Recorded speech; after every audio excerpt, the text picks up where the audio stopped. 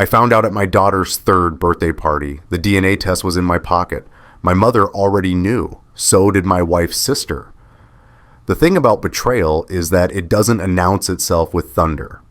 It arrives in the small details. The way someone won't meet your eyes when they hand you a beer, the weight of a pink envelope in your jacket pocket for 3 days before you finally open it, the sound of 23 guests singing happy birthday while your entire world is about to collapse. Emma is turning 3. She's wearing a purple dress with butterflies. My wife, Jennifer, keeps her hand on her stomach. She's 4 months pregnant. Or at least, that's what I thought this was. My best friend Marcus stands near the grill, flipping burgers with hands that shake slightly. My mother hovers near the gift table, watching me like I'm a bomb that might go off. I know they're all waiting. The pink envelope sits against my ribs. Heavy stock paper, corners worn from 3 days in my pocket. I've carried it through work meetings, through dinner conversations, through bedtime stories with Emma. That thick medical stock that doesn't crumple easy made it worse somehow. Permanent. Marcus hands me a beer. His fingers are trembling. "Hey man," he says, "great party." I take the bottle. Our hands don't quite touch during the exchange. 15 years of friendship, and suddenly we're strangers performing a ritual. "Thanks for coming," I tell him. He nods. Doesn't drink. Just holds his own beer and stares at the label like it contains instructions for what to do when you've destroyed your best friend's life. His hand was shaking. That's when I knew. They all knew. I excuse myself. "Tell Jennifer I need to use the bathroom." She gives me a look, concern mixed with something else. Fear, maybe, or guilt. The bathroom door closes behind me. I can hear the party through the walls. Someone's laughing. A child screams with delight. The sound of normal life continuing while mine ends. I pull out the envelope. My hands don't shake. That surprises me. I thought they would. I thought I'd feel something more dramatic than this cold, methodical curiosity, like opening a letter from the IRS, like checking test results you already know will be bad. The paper inside is crisp, official. There are numbers, percentages, genetic markers I don't understand. My eyes skip over the technical language, searching for the only sentence that matters. There. Probability of paternity, 0.00%. I read it again. The 0 doesn't change. I trace my finger over the numbers like maybe the ink will smudge, like maybe this is erasable. It's not. 0.00%. Not unlikely. Not requires further testing. 0. Absolute. Mathematical certainty that the child my wife is carrying, the child we announce to our families with champagne and tears of joy, isn't mine. I set the paper on the sink. Look at myself in the mirror. I expect to see something different. Some physical evidence of this change, but I look exactly the same. Same face, same stupid haircut Jennifer convinced me to get last month because it would look good in the pregnancy photos. I laugh. It comes out wrong. Too high, too sharp. Then I fold the paper, carefully, along the original creases, slide it back into the envelope, return it to my pocket. I open the door. My mother is standing right there. We stare at each other. She knows. I can see it in her face. The way her mouth tightens, the way she reaches out like she's going to touch my arm and then thinks better of it. "We can talk about this later," she says quietly. Not, "What's wrong?" Not, "Are you okay?" Just an acknowledgement that there's something to talk about, something she's already aware of, something that's been waiting for me to discover. "How long have you known?" My voice sounds far away, calm, like I'm asking about the weather. She glances past me, checking if anyone's watching. "Not here, please, Emma's—" "How long, Mom?" Her eyes fill with tears. Not sad tears, guilty ones. 2 months. 2 months, 8 weeks, 56 days of her knowing that my wife was pregnant with another man's child. 56 days of family dinners and phone calls, and her asking how we were doing, how Jennifer was feeling, if we'd picked out names yet.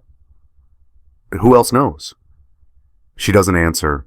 Doesn't need to. I can read it in the silence. I walk past her, not to the party, to the kitchen.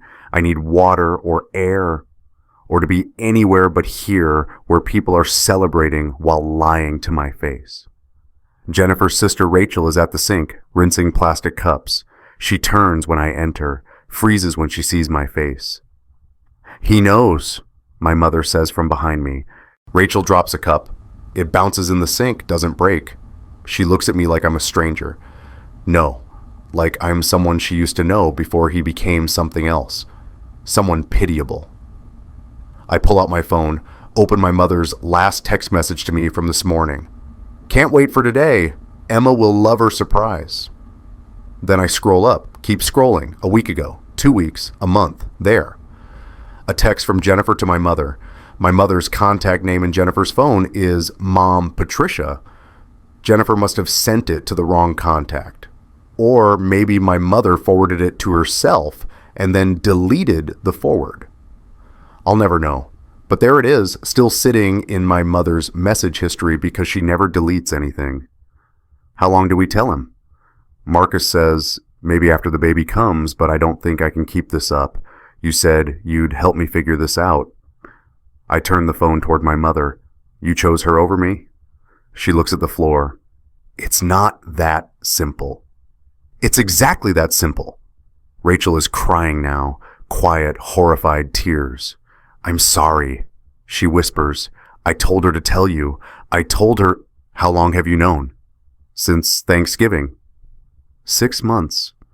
6 months ago, when Jennifer was barely pregnant, when we'd just started telling people, when Marcus and his wife hosted at their place, and everyone drank too much wine and laughed too loud.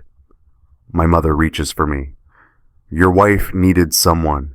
She was scared. She didn't know how to. She needed someone. I repeat the words like they're in a foreign language. So you became that someone, instead of me, instead of telling me the truth. You don't understand what she was going through. You're right, I don't, because nobody told me. Jennifer appears in the doorway. She's holding Emma, who's clutching a new stuffed elephant from one of the guests. My daughter sees me and grins, reaches out with one chubby hand. Daddy, Daddy, look, elephant! I take her from Jennifer, hold her close. She smells like cake frosting and strawberry shampoo. She wraps her arms around my neck and squeezes. I love you, Daddy. I love you too, baby. Jennifer and I look at each other over Emma's head. She knows that I know. I can see the calculation in her eyes, wondering if I'll cause a scene, if I'll ruin the party, if I'll say something in front of Emma that can't be unsaid. I won't. Whatever else I am, I'm still Emma's father, still the person who keeps her safe from things she doesn't need to understand yet. We should cut the cake soon, Jennifer says carefully. Sure. I hand Emma back to her. I need to make a phone call first. I walk out the back gate, around the side of the house, away from the laughter and the birthday songs and the people who've spent months watching me prepare for a child that isn't mine. Marcus is watching from the window. He sees me looking at him, doesn't wave, just stands there holding his beer like a shield. The locksmith answers on the second ring. The party ends eventually. People leave with their goodie bags and their compliments about what a beautiful family we are.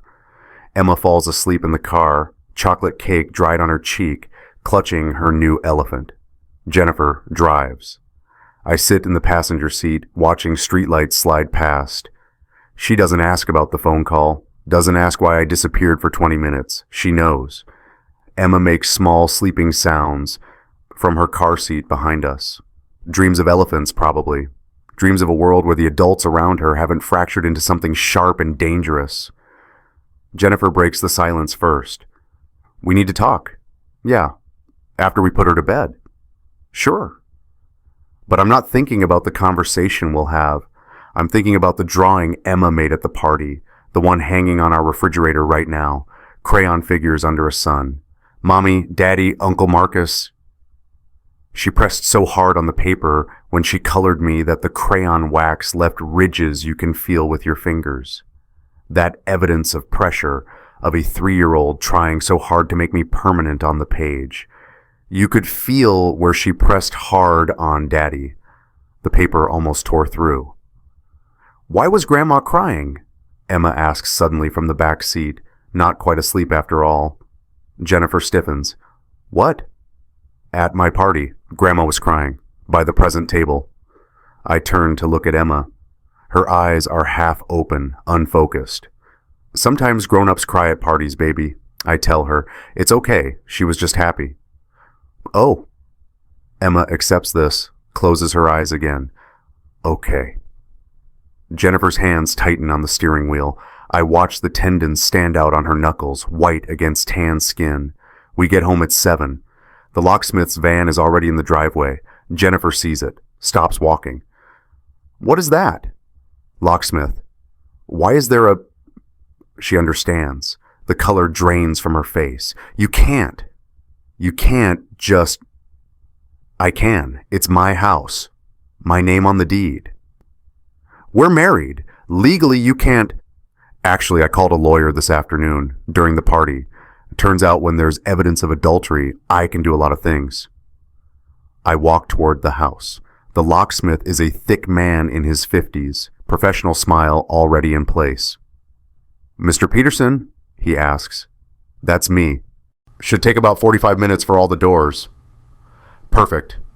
Jennifer is still standing at the end of the driveway, Emma drowsy in her arms. Neighbors' curtains are twitching.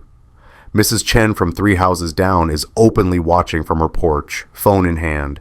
Each new deadbolt clicks 3 times. Final. Like loading a gun you'll never fire. I'm carrying Emma inside when Jennifer finally moves. She follows us in, sets Emma down. "Go get ready for bed, baby," I tell Emma. "Mommy will be up in a minute to read you a story." Emma toddles toward the stairs, elephant dragging behind her. She stops halfway up, looks back at us. Children know, they always know when something's wrong, even if they can't name it. "Daddy?" Her voice is small. "Yeah, baby?" "Are you and Mommy mad?" "No, sweetie, we're just tired. It was a big day." She nods, continues up the stairs. We listen to her footsteps overhead, the sound of her bedroom door closing. Jennifer rounds on me. "You have no right. I have every right." I pull the DNA test from my pocket, unfold it, set it on the kitchen counter between us. 0.00% Jennifer. That's my right. She stares at the paper, doesn't touch it, like if she doesn't acknowledge it physically, it might not be real. "I was going to tell you." "When?" "I don't know. Soon." I was scared. "You've had 4 months. It's not that simple." It's exactly that simple. The same words I said to my mother, they're becoming a refrain. "You slept with my best friend. You got pregnant. You let me think it was mine. My mother knew. Your sister knew. Probably half the neighborhood knows. Everyone but me. It just happened. We didn't plan." "When? When did it just happen?" She doesn't answer. "Tell me, Jennifer. Give me that much." "Last year." Her voice is barely audible. "July, you were working late. Those 2 weeks when you had the project deadline and you were at the office until midnight every night. I was lonely. Marcus came over to fix the sink, remember? You'd asked him to, and we had wine and..." July. I count backward in my head. "So you've known from the beginning. Since the moment you saw the positive test, you knew there was a chance." "I thought maybe it could be yours. We were still..." "There's no maybe in 0%. She's crying now. Real tears, not the performative kind. "I didn't know how to tell you, and then your mom said maybe it would be easier to just..." "My mom!" The anger crystallizes into something cold and sharp. "My mom helped you plan this." "She was just trying to help." "Help who? Because it sure as hell wasn't me." The locksmith appears in the doorway. "All finished, Mr. Peterson. 3 new keys. You want me to..." "Just leave them on the counter." He does. 3 bright brass keys, unchipped. No history, just like us. He sees the tension in the room, makes himself scarce. The door closes behind him with new deadbolt finality. Jennifer looks at the keys. Where am I supposed to go? Your sister's, your mother's, Marcus's place for all I care. You can't kick me out. I'm pregnant. With someone else's child. It's still a child, your daughter's sibling. Half-sibling, and that's not my problem. She moves toward me, reaches for my arm. Please, we can figure this out. We can go to counseling. I made a mistake, but we can... I step back. Don't touch me. She freezes. In 11 years together, I've never used that tone with her. I want you out by morning, I tell her. You can take whatever clothes you need. Everything else we'll divide through lawyers. This is insane. You can't just, we have a daughter. We have a life. Had. We had a life. Past tense. I pull my wedding ring off. The gold band hitting the kitchen tile sounds like a coin dropped into a well. You killed it in July. I'm just signing the death certificate. She stares at the ring spinning on the floor, watches it slow, wobble, fall flat. Then she pulls off her own ring, walks toward me, throws it at my feet. Fine. You want to play victim? You want to act like you're some kind of saint? You think you're the only one who was unhappy? You think working 80 hours a week and barely talking to me for months was a marriage? So this is my fault. I'm not saying that. You just did. I'm saying it's complicated. No. I pick up both rings, drop them in the trash. It's actually really simple. You made a choice. Now I'm making one. Jennifer looks at the trash, at the rings mixed in with coffee grounds and birthday cake crumbs. At 11 years reduced to garbage. Marcus loves me, she says quietly. I laugh. Can't help it. Then why is he still married? She doesn't have an answer for that. I walk to the door, hold it open. You should leave before Emma wakes up asking questions I don't want to answer tonight. I need to say goodnight to her. No, you don't get that tonight. Tonight you leave quietly, and tomorrow we'll figure out a custody schedule for Emma through lawyers. You can't keep her from me. Watch me. She stands there for a long moment, then she grabs her purse, her car keys, walks past me without another word. Her car starts, pulls away. The new locks are just for show now. She's already gone. I close the door, lock it, test the deadbolt, 3 clicks, solid. Upstairs, Emma is asleep, elephant tucked under her arm. I stand in her doorway watching her breathe. The only innocent person in this entire mess. The only one who doesn't deserve what's coming. I pull out my phone, text Rachel. Did you know from the beginning? She responds immediately. No, she told me at Thanksgiving. After too much wine, she bragged about it. I'm so sorry. Bragged. The word sits in my chest like a stone. I go downstairs, pour myself a drink. Don't drink it. Just hold the glass and stare at nothing.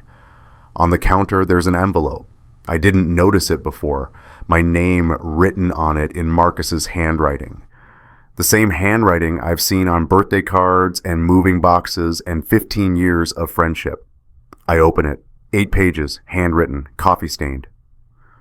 Brother, I don't even know how to start this. I know you know by now.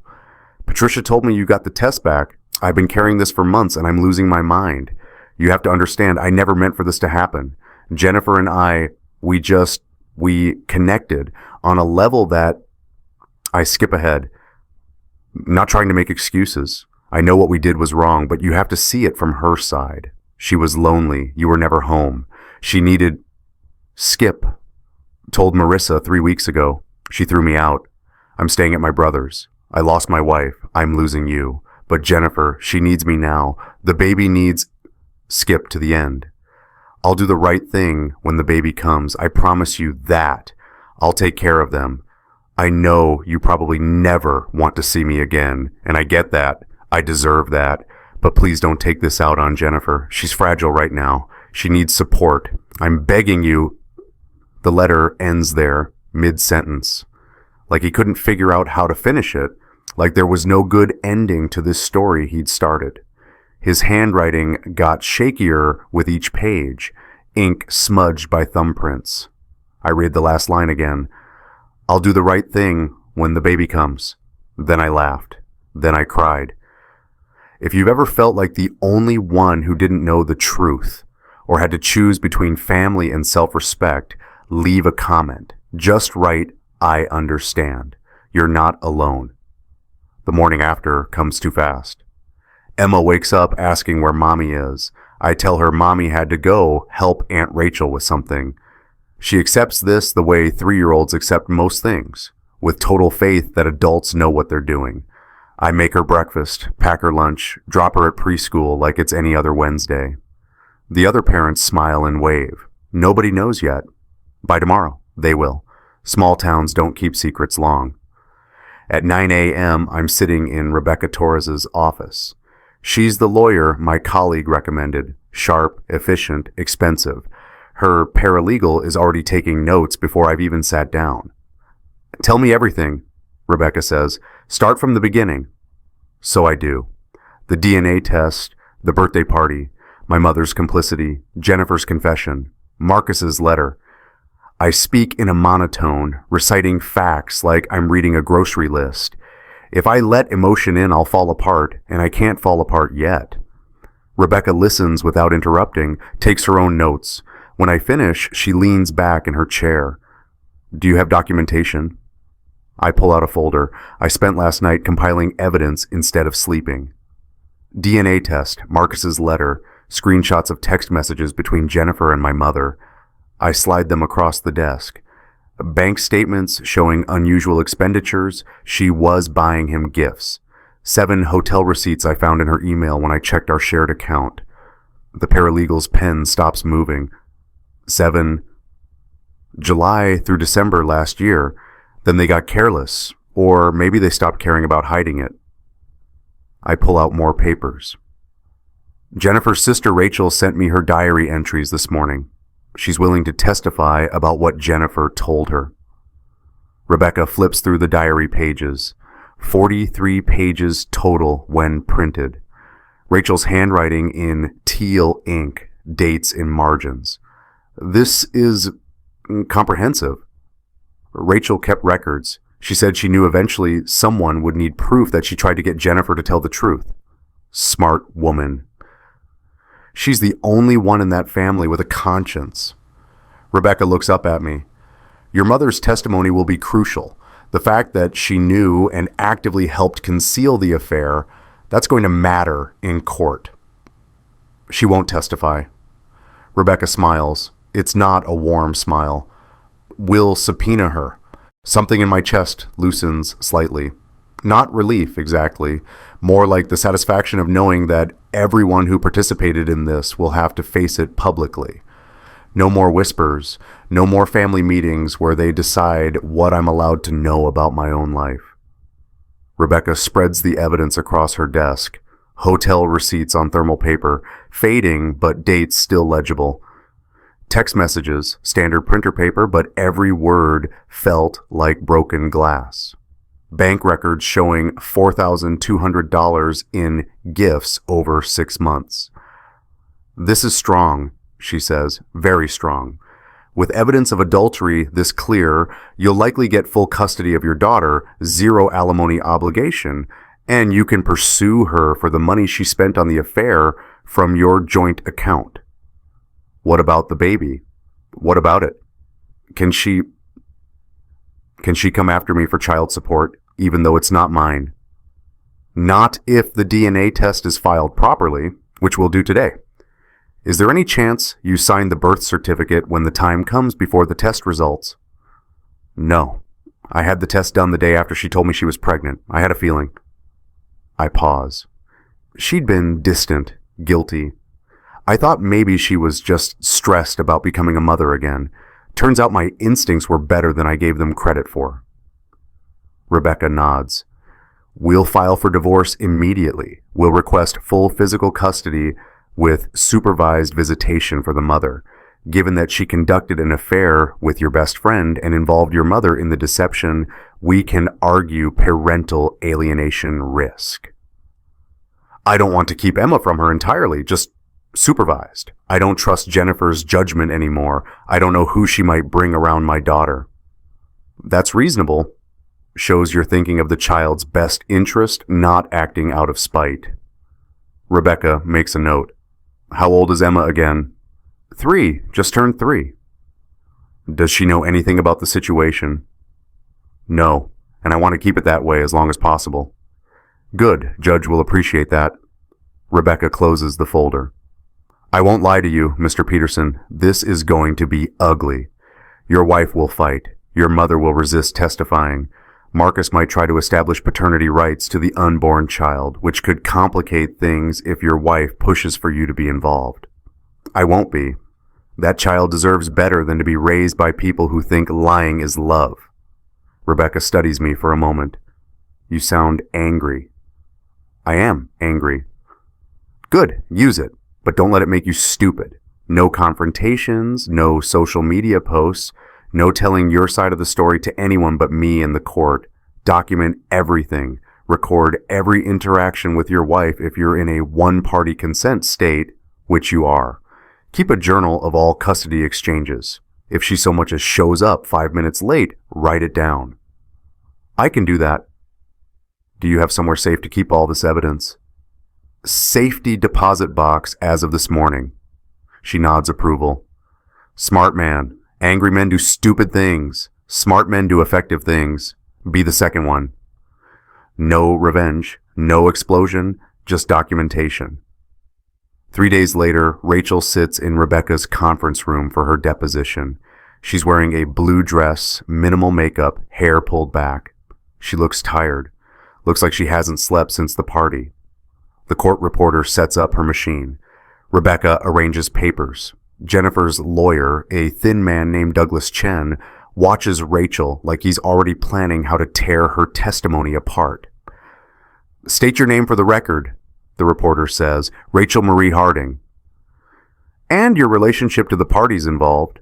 Jennifer Peterson is my older sister. I've known her husband, soon to be ex-husband, for 11 years. Douglas leans forward. You're aware that anything you say here can be used in court? Yes. And you're choosing to testify against your own sister? Rachel looks at him steadily. I'm choosing to tell the truth. Rebecca takes over. Rachel, when did you first become aware of your sister's affair with Marcus Hayes? Thanksgiving, last November. We were at Jennifer and Marcus's house. Marcus and his wife Marissa were hosting. Jennifer had too much wine. After dinner, we were in the kitchen alone, and she told me. What exactly did she say? Rachel's hands twist in her lap. She said she was pregnant, that it might not be her husband's. She said she'd been seeing Marcus since July. She was laughing about it.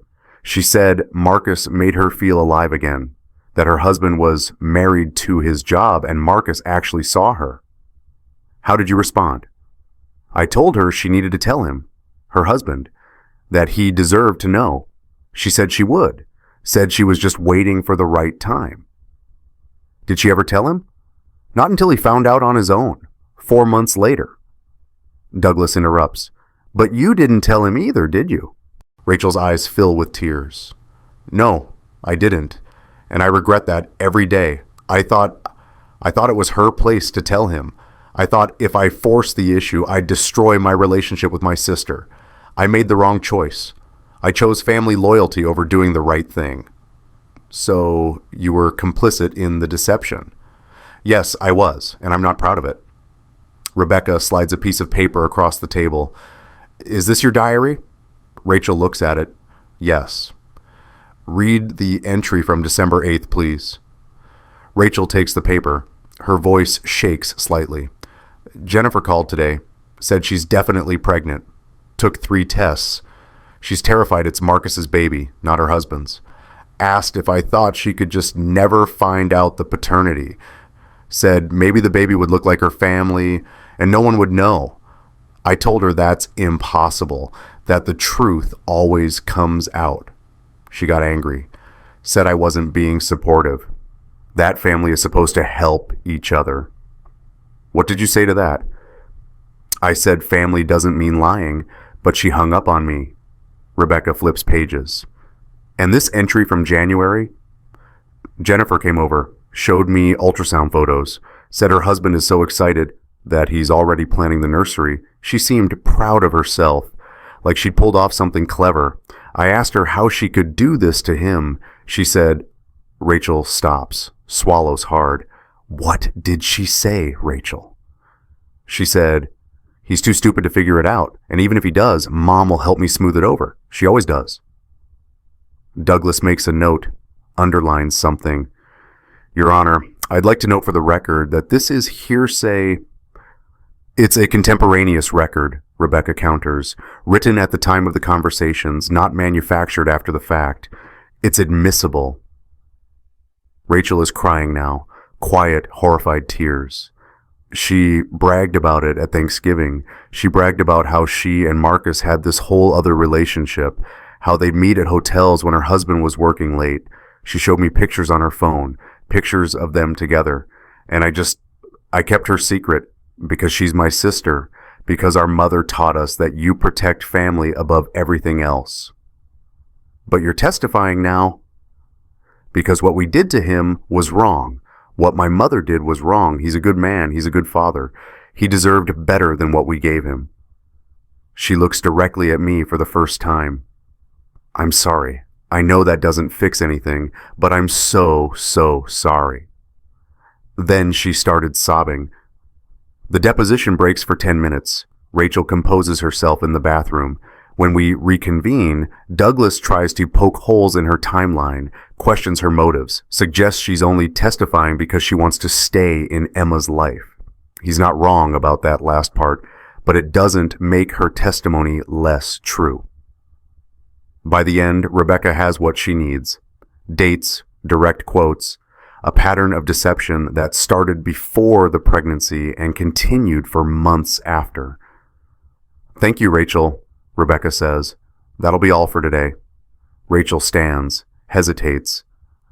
Can I say something off the record? The court reporter's hands lift from the keys. He should have been told immediately, Rachel says. My mother was wrong. My sister was wrong. I was wrong. If you're reading this later, if this ends up in court documents, I need it on record that I failed him, and I'm deeply ashamed of that. She leaves. The room is quiet. Douglas packs his papers. This doesn't change the fundamentals of the case. It changes everything, Rebecca says. Your client is going to look like exactly what she is, a liar who conspired with her family to defraud my client. Good luck spinning that to a judge. That night I can't sleep. I keep thinking about the baby. Not Jennifer's baby, not Marcus's baby. Just the baby. A person who didn't ask to be part of this mess. A person who will grow up knowing their existence destroyed a family. At 2 a.m., I'm going through the house, packing Jennifer's things into boxes like Rebecca advised. That's when I find it, the ultrasound photo. It's in the drawer of her nightstand, not hidden, exactly. Just left there, like she couldn't decide if she wanted to frame it or forget about it. 16 weeks. The image is grainy, black and white. Tiny hand visible, curled into a fist. Profile of a face, eyes closed, floating in darkness. I sit on the edge of the bed, our bed, though it doesn't feel like ours anymore, and stare at this photograph of a person who shares DNA with my daughter, but none with me. The logical part of my brain says to throw it away. This child isn't my responsibility, isn't my problem. I owe it nothing. But there's another part. The part that spent 3 years watching Emma grow. The part that knows children are innocent of their parents' sins.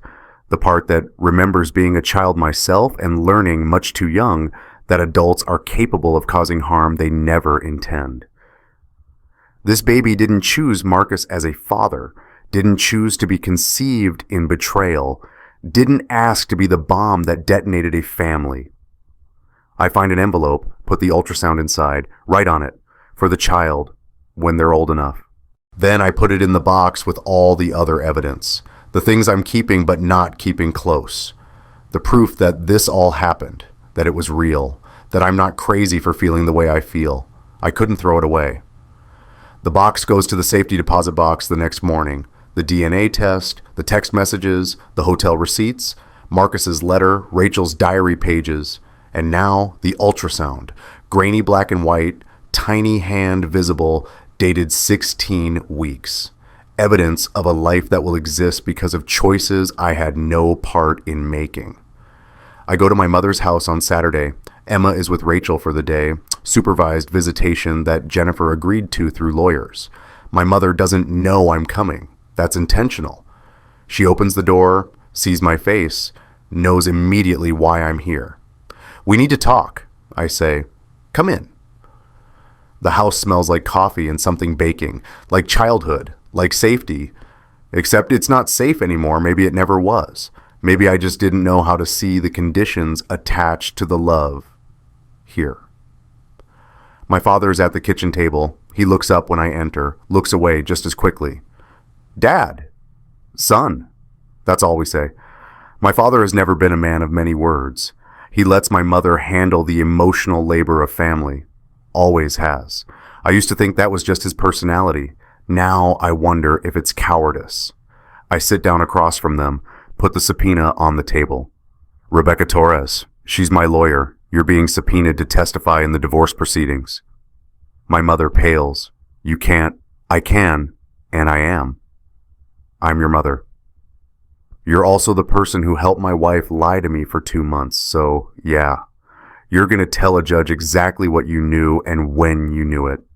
She stands up, agitated, starts pulling things from cabinets, cups, plates, the motions of hospitality, even in crisis. Do you want coffee? I made banana bread this morning. I don't want coffee, Mom. I want the truth.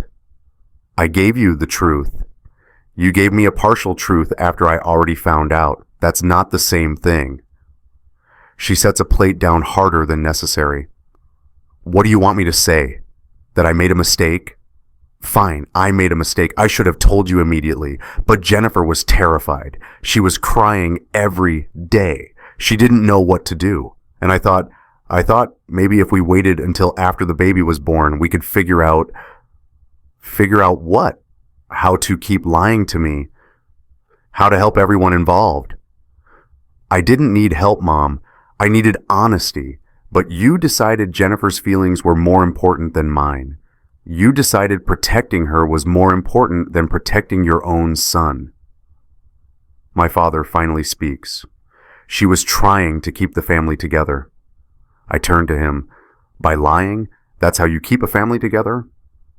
He doesn't answer. I pull out my phone, show my mother a photo. The family photo album she brought to the party. The one she tried to use to guilt me into forgiving Jennifer. Pages sticky from years of fingers turning them. You showed me this at the party. Before I left, you said, this is what family means. We stay together. We forgive. We don't leave. That's right. You taught me that. My whole life, you taught me that family means loyalty, that we protect each other, that we show up, that we don't leave. I stand up. But you left me, Mom. The moment you chose to keep her secret instead of telling me the truth, you left. Her eyes fill with tears. I was trying to protect everyone. You can't protect everyone. Sometimes you have to choose, and you chose wrong. I chose to give her time to do what? Keep lying? She had 4 months, Mom. 4 months to tell me.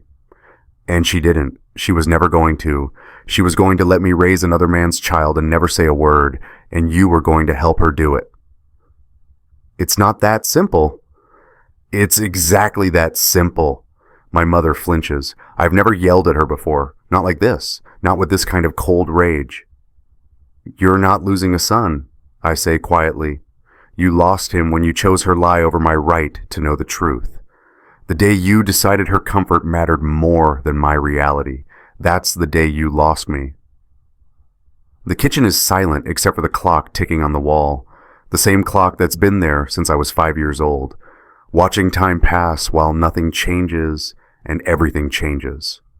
My father finally speaks. He's right. My mother turns to him. What? He's right, Patricia. My father's voice is rough, tired. We should have told him. The day Jennifer called you crying. The day she asked for your help keeping the secret. That's when we should have called our son and told him what was happening. But we didn't. We chose her. And we were wrong. My mother stares at him like he's betrayed her. Maybe he has. Maybe this is what it feels like when someone you trust suddenly starts telling the truth. You're taking his side? She asks. There are no sides, my father says. There's just right and wrong, and we were wrong. My mother sits down slowly, covers her face with her hands, starts crying. Real crying. Not the performative tears from the party. This is the sound of someone realizing they've broken something irreparable. I was trying to help, she says through her hands. I was just trying to help. I know, I tell her, but you helped the wrong person. I leave the subpoena on the table, walk to the door. My father follows me. Son, he says quietly, for what it's worth, I'm proud of you, for standing up for yourself, for protecting Emma. Your mother will come around eventually, but even if she doesn't, you're doing the right thing. Thanks, Dad. I'll testify too, if you need me to. I look at him, really look at him. He's aged in the past week. New lines around his eyes, gray at his temples that wasn't there before. You do that? You're my son, blood, not the kind of family that's contingent on silence. He squeezes my shoulder. We don't leave, but that doesn't mean we let people hurt us in the name of loyalty. You taught me that just now, in there. Marcus shows up drunk at 11 p.m. on Tuesday. I'm in the living room going over more paperwork when I hear someone pounding on the door. Emma's asleep upstairs. Rachel is in the guest room. She's been staying over a few nights a week to help with Emma's routine. I check the doorbell camera. Marcus, swaying, barely holding himself upright. I pull out my phone, start recording. Then I call 911 and set the phone on the couch. Still recording, still connected to dispatch. I need to report a disturbance, I say calmly. My address is 42 Maple Street. There's an intoxicated man on my property. I'm concerned for my safety and the safety of my daughter who's asleep upstairs. Officers are on the way, sir. I open the door. Don't step outside. Keep the threshold between us. Marcus looks terrible, unshaven, bloodshot eyes, still wearing his wedding ring, the gold band catching the porch light. We need to talk, he slurs. No, we don't. Come on, man, just hear me out. Police are already on their way. That seems to penetrate through the alcohol. You called the cops on me? You're drunk. You're on my property at 11 p.m. My daughter is inside. Yeah, I called the cops. I'm not going to hurt anyone. I just want to talk. There's nothing to talk about. Yes, there is. You think you're so much better than me? You think you're some kind of victim? You ignored her for months. You worked all the time. You left her alone. So she slept with you. Yeah, I'm aware. She needed someone. Then she should have divorced me first. That's how adults handle being unhappy. They end one relationship before starting another. Marcus sways, nearly falls, catches himself on the porch railing. You don't understand. We're in love, real love, not whatever you two had.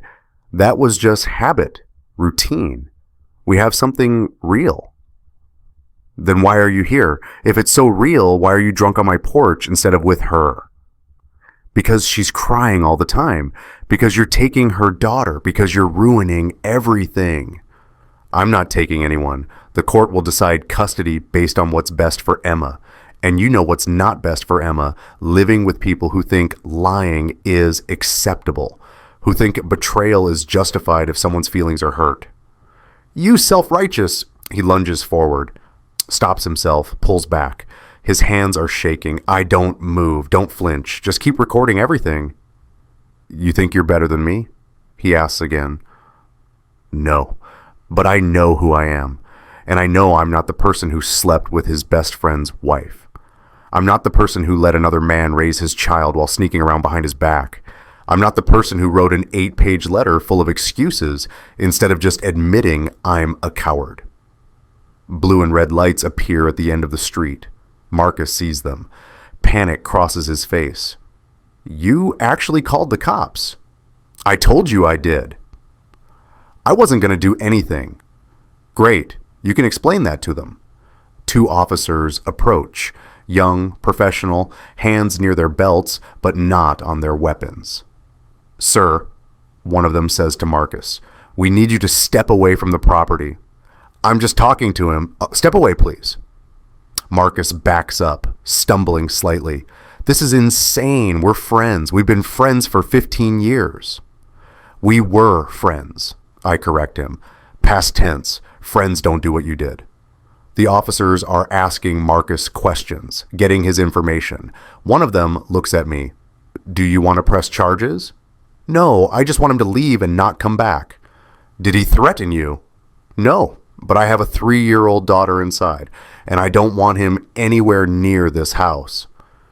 We can issue a warning. Suggest he stay away. That would be appreciated. They talk to Marcus for another few minutes. He's crying now. Actual tears, saying he's sorry, that he never meant for any of this, that everything is falling apart. Welcome to the club. Finally, they put him in a cab. Watch it drive away. Give me a case number in case he comes back. You did the right thing calling us.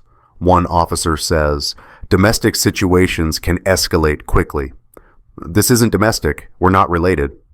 You'd be surprised how many calls we get from just friends. After they leave, I go back inside. Rachel is on the stairs, phone in her hand. I was ready to call 911 again if needed, she says. He's gone. You were really calm. Yeah, well, one of us needed to be. She comes down the stairs, sits on the couch. Jennifer's losing it. She's been texting me constantly, saying you're destroying her life, that she's pregnant and alone and doesn't know what to do. She can call Marcus. He seems eager to help. She says he's been drinking every day since Marissa kicked him out, that he's staying with his brother, but his brother wants him gone, that everything's falling apart. That's not my problem. I know. I'm telling you so you know what she's saying. Her lawyer is going to try to paint you as the bad guy, cold, unforgiving, abandoning a pregnant woman. Let him try. We have receipts, literally. Rachel smiles despite herself. Yeah, you do. Emma appears at the top of the stairs. Daddy, why were there police? I go to her, scoop her up. Just a confused person at the wrong house, baby. Everything's okay. Was it a bad guy? Just a sad one, but he's gone now. Let's get you back to bed. I carry her to her room, tuck her in. She's already falling back asleep before I finish pulling the covers up. Daddy? She mumbles. Yeah, baby. I'm glad we're safe. Me too, baby. Me too. If your parent chose your betrayer over you, would you A, cut contact completely, or B, set strict boundaries but leave the door open? Comment A or B. The courthouse on a Wednesday morning smells like old paper and fluorescent lights. That recycled building air that tastes artificial, processed through too many vents and over too many secrets. Rebecca meets me outside the courtroom. Ready? As I'll ever be. Jennifer is already inside with Douglas. She's wearing a modest dress, hair pulled back, minimal makeup. The costume of a wronged woman. When she sees me, her expression hardens. Judge Marion Whitfield enters. She's in her 60s, gray hair, sharp eyes that have seen every manipulation tactic in the book. Rebecca told me she's fair but doesn't tolerate games. Peterson versus Peterson, the judge says. Dissolution of marriage with contested custody. Mr. Chen, your client filed the response. Yes, Your Honor, Mrs. Peterson contests the custody arrangement and seeks spousal support during her pregnancy. Ms. Torres. Rebecca stands. Your Honor, we have substantial evidence that Mrs. Peterson engaged in adultery, conspired with family members to deceive my client, and created an environment of parental alienation. We're seeking full physical custody with supervised visitation, zero spousal support, and financial restitution for marital funds used to conduct the affair. The judge looks at Jennifer. Is it true you engaged in an extramarital affair? Douglas touches Jennifer's arm. She nods. Yes, Your Honor, but yes or no is sufficient for now. The judge makes a note. And the child you're currently carrying, is it your husband's? No, Your Honor. Whose is it? Marcus Hayes. He was my husband's best friend. The courtroom is quiet. Even though everyone in this room has read the briefs, hearing Jennifer say it out loud makes it real in a different way. And when did you inform your husband of this? I didn't, Your Honor. He found out through a DNA test. A DNA test he ordered on his own? Yes. Because he suspected something, Jennifer's lawyer interjects. Your Honor, my client was emotionally neglected for months prior to the affair. Her husband worked excessive hours, rarely came home before... Judge Whitfield holds up a hand. Mr. Chen, I didn't ask about justifications. I asked about facts. Mrs. Peterson, did you inform your husband of the affair and the paternity question before he discovered it himself? No, Your Honor. Did anyone in your family assist you in concealing this information? My mother-in-law knew. She was trying to help me find the right time to... Yes or no, Mrs. Peterson? Yes, she knew. For how long? 2 months. The judge makes another note, longer this time. When she looks up, her expression is carefully neutral, but I can see the disapproval underneath. Ms. Torres, I've reviewed your evidence filing. These hotel receipts, you're stating that Mrs. Peterson used marital funds to conduct the affair? Yes, Your Honor. $4,200 over 6 months. Hotels, gifts, dinners, all documented. And Mr. Peterson was unaware of these expenditures? He was told they were for work functions and family emergencies. The judge looks at Jennifer. Is this accurate? Yes, but the money wasn't just for... Did you or did you not use marital funds to conduct an extramarital affair? I did. Thank you. Judge Whitfield reviews more documents. I see there's testimony from Mrs. Peterson's sister, Rachel Harding. She states that Mrs. Peterson bragged about the affair at Thanksgiving, that she laughed about deceiving her husband. Douglas stands. Your Honor, that's secondhand. It's a sworn deposition, Mr. Chen. Sit down. The judge reads Rachel's testimony aloud. The part about Jennifer bragging, the part about showing pictures, the part about their mother teaching them to protect family above everything else. Jennifer is crying now, not the kind of crying that asks for sympathy, the kind that knows sympathy isn't coming. Your Honor, Douglas tries again. My client is 5 months pregnant. She has a 3-year-old daughter who needs her mother. Yes, she made mistakes. Yes, she handled this poorly. But to deny her custody... I'm not denying her custody, Mr. Chen. I'm considering what custody arrangement serves the best interest of the minor child. Judge Whitfield looks at me. Mr. Peterson, what are you seeking regarding your daughter Emma? I stand. Full physical custody, Your Honor, with supervised visitation for her mother. I'm not trying to keep them apart.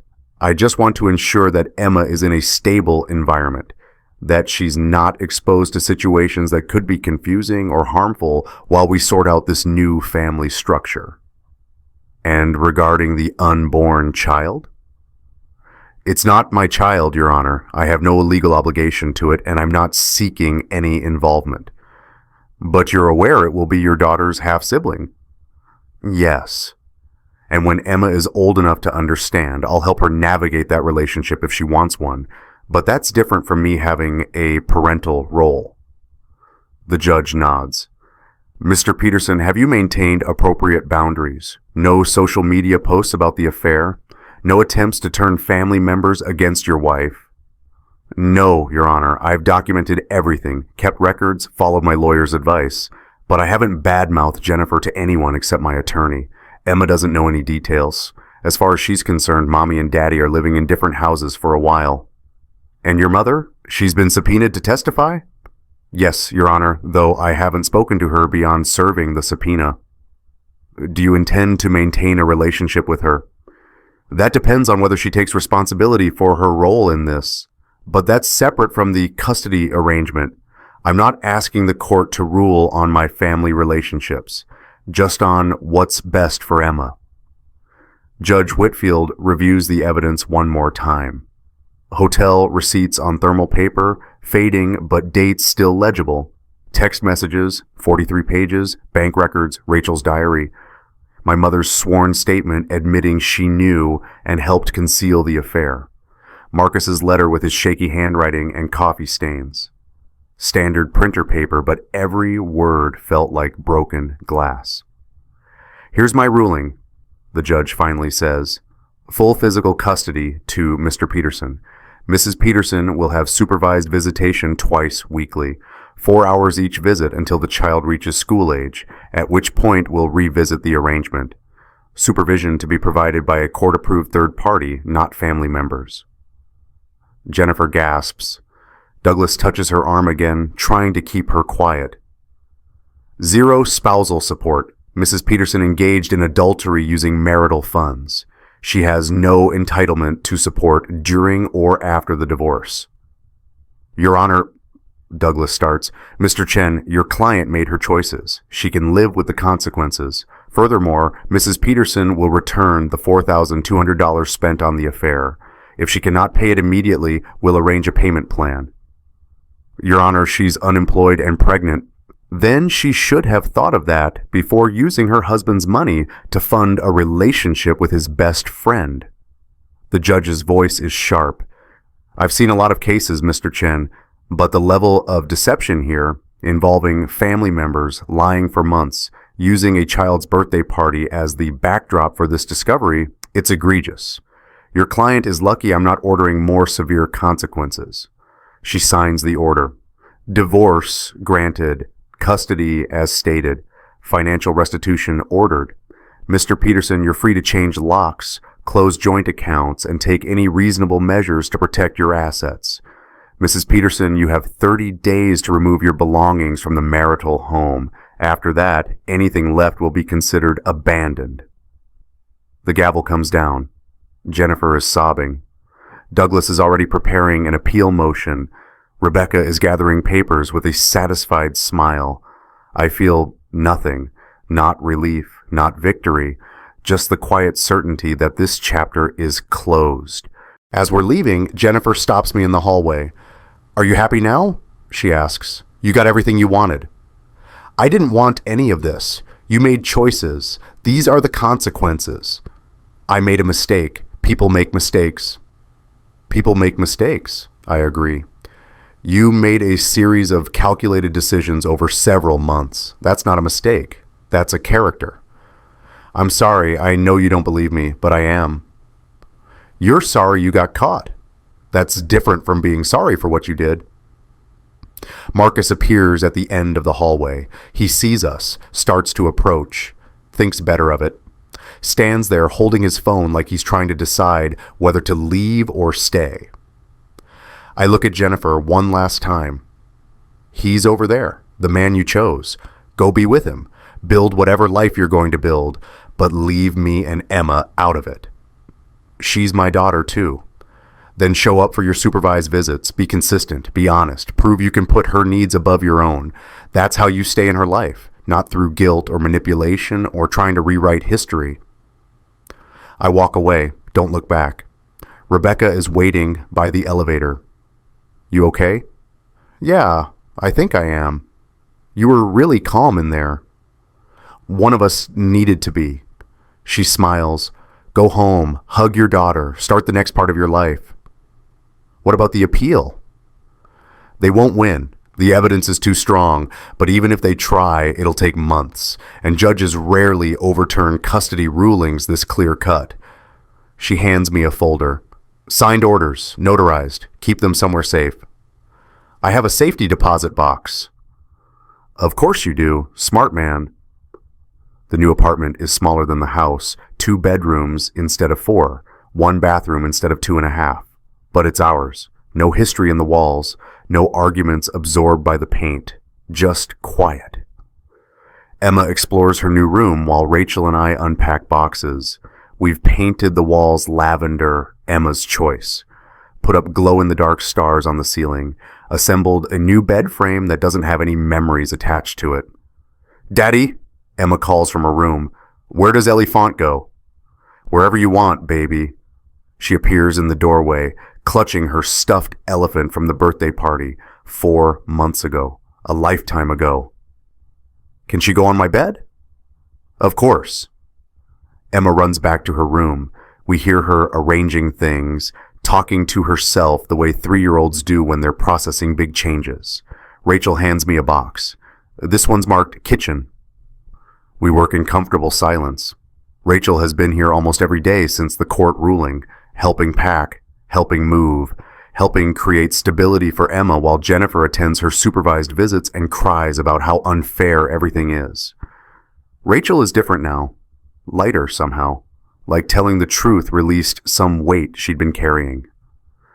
"Thank you," I tell her, "for everything, for testifying, for being here, for choosing Emma over your sister." "I should have chosen truth from the beginning." "Yeah, but you're choosing it now. That counts." She opens the kitchen box, pulls out dishes wrapped in newspaper. "Jennifer's not speaking to me, neither is Mom." "I'm sorry." "Don't be. You were right, at your parents' house, about loyalty meaning truth, not silence. I spent my whole life protecting my sister from consequences. Maybe if someone had held her accountable earlier, she wouldn't have turned into someone who could do this." Emma runs back into the living room. "Daddy, come see. I made my room perfect." I follow her. She's arranged her toys precisely. Books on the shelf, drawing supplies in a basket, elephant on the bed, surrounded by smaller stuffed animals. "It's beautiful, baby." "This is my room now?" "This is your room now." "Forever?" "As long as we want it to be." She thinks about this. "Is Mommy coming here?" "Not to live, no, but you'll see Mommy at special visits. With Miss Carey." Miss Carey is the court-approved supervisor, a kind woman in her 50s who specializes in family transitions. "Because Mommy made a mistake?" I kneel down so we're eye level. "Mommy made some choices that mean Daddy and Mommy can't live together anymore, but we both still love you very, very much." "Aunt Rachel lives with us sometimes." "Yeah, Aunt Rachel helps take care of you when Daddy's at work." Emma nods, processing. "Okay, can we have pizza for dinner?" "Absolutely." That evening, the 3 of us eat pizza on the living room floor because the kitchen table hasn't been assembled yet. Emma talks about her day at preschool. Rachel tells a story about her new job. I mostly just listen, grateful for the normalcy of this moment. After Emma's in bed, Rachel and I sit on the couch with tea. "Do you think she understands?" Rachel asks. "She understands enough. That Mommy and Daddy are in different houses. That it's not her fault. That we both love her. The details can wait until she's older." "What will you tell her when she asks why?" "The truth. Age-appropriate truth. That sometimes adults make choices that hurt each other. That her mom and I couldn't be married anymore because of those choices, but that none of it was Emma's fault." "And about the baby?" "When she meets her half-sibling, if she meets them, we'll deal with it then, one day at a time." Rachel is quiet for a moment. "I'm proud of you, for how you've handled this. A lot of men would have..." She trails off. "Would have what?" "I don't know. Gotten violent, gotten vengeful, used Emma as a weapon. But you haven't. You've just protected her and yourself and built something new. I had a good teacher." I look at her. "You could have stayed silent, could have protected your family's reputation, but you didn't. You told the truth even when it cost you everything." "Not everything. I still have Emma, and I have you, if you'll let me." "Rachel, you're the reason Emma still has a functional adult in her life besides me.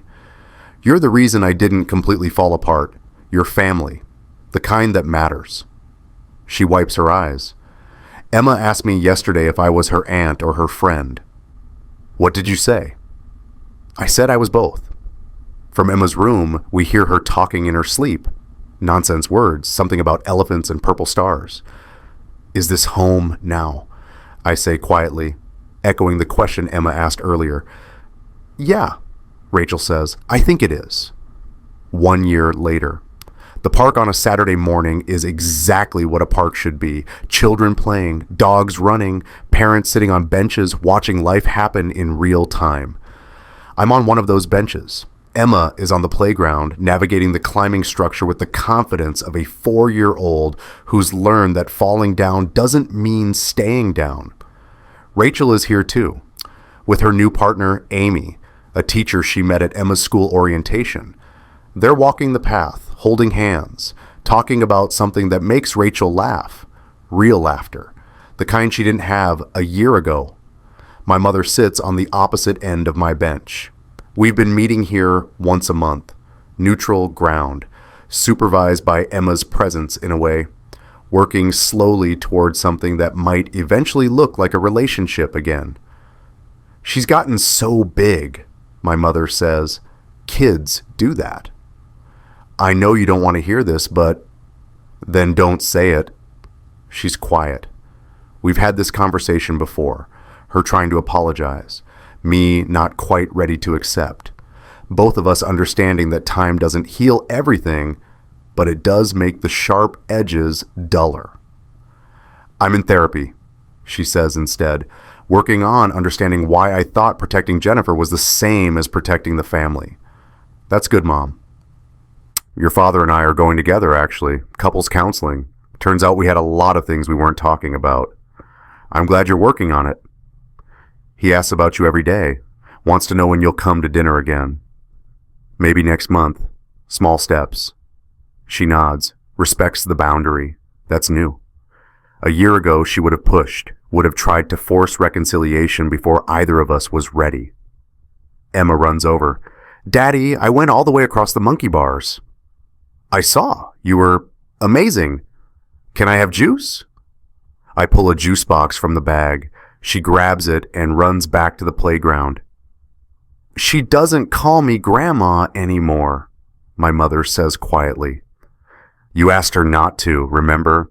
You said you needed to earn it back. I didn't think she'd actually stop. She's a literal child, Mom. She does what we tell her.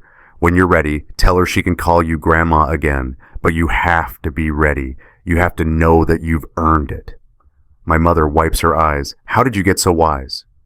I had good teachers, and then I had really bad ones. Turns out both kinds teach you things. My phone buzzes. A text from Jennifer. Can we add an extra visit this week? I miss her. I show it to my mother. What do you think? Is she stable enough? I don't know. I haven't seen her in 3 months. Jennifer moved 2 hours away. Had the baby, a boy. Marcus is involved, though they're not together. Last I heard, he's in AA and working construction. Jennifer got a job at a dental office. She shows up for her supervised visits now. Consistent, sober, trying. I text back, talk to Miss Carey. If she approves, I'm okay with it. You're being generous, my mother says. I'm being a parent. Emma deserves to know her mother if her mother can be someone worth knowing. And the baby, Marcus's son? Emma met him once at Jennifer's mother's house during a supervised visit. She was curious, not attached, but not hostile. I think eventually they'll have some kind of relationship, but it'll be on Emma's terms, not mine, not Jennifer's. We sit in comfortable silence, watch Emma play, watch Rachel and Amy circle back around, watch life continue in its complicated, messy, beautiful way. I kept something, I say suddenly. Pull out my wallet, show my mother the sealed envelope I've carried for a year, the one I wrote on. For the child when they're old enough. What is it? The ultrasound photo from when Jennifer was pregnant. I couldn't throw it away. That child didn't ask to be part of this mess.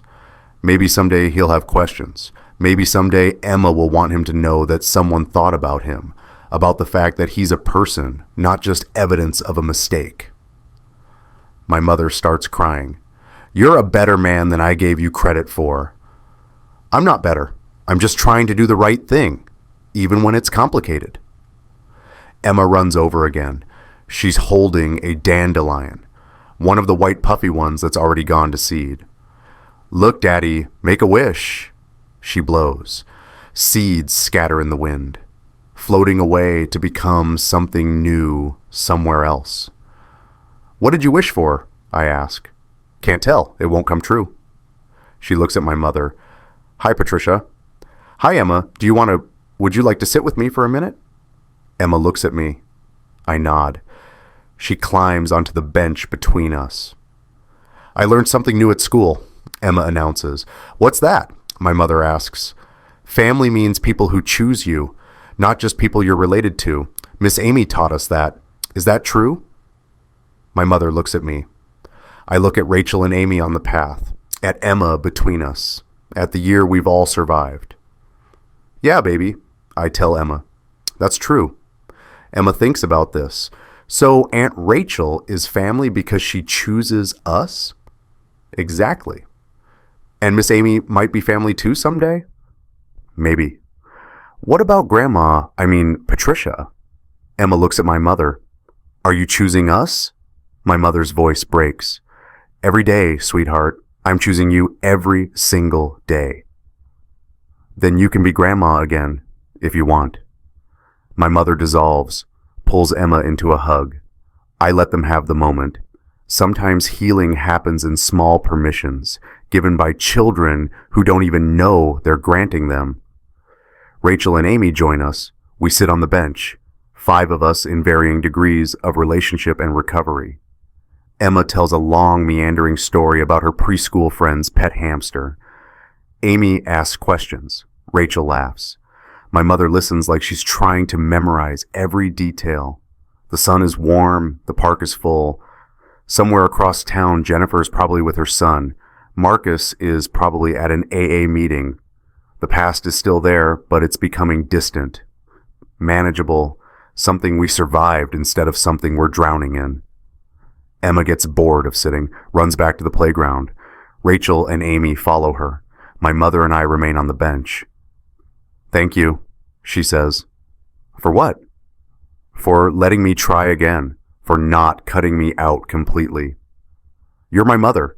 That doesn't just go away, but it also doesn't mean automatic forgiveness. I know. I'm learning that. Slowly. Emma is climbing again, higher this time, testing her limits, learning what she's capable of. She looks like you, my mother says. When you were little, same determination.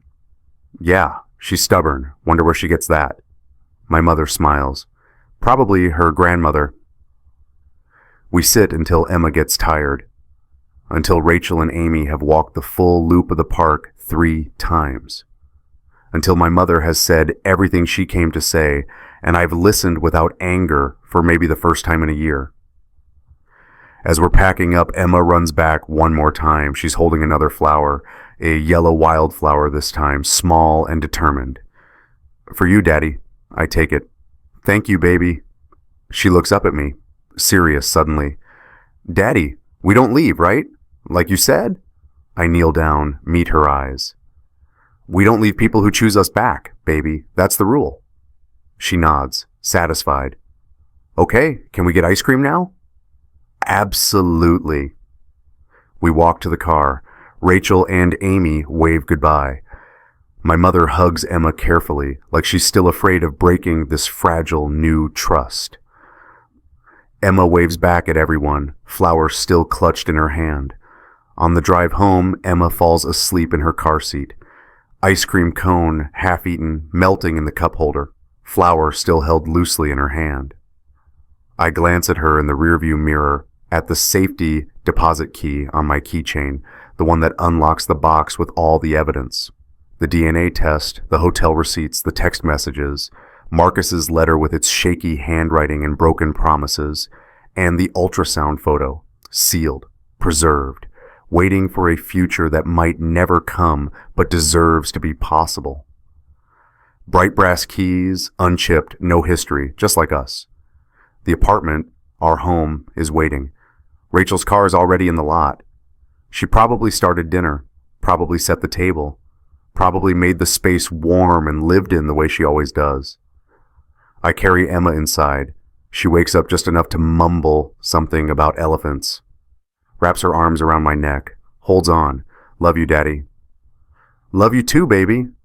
No bitterness, no revenge, just peace. Family isn't always blood. It's the people who choose you back. If you found your found family, your Rachel, your Emma, share this story and tag them. Let them know they're your home.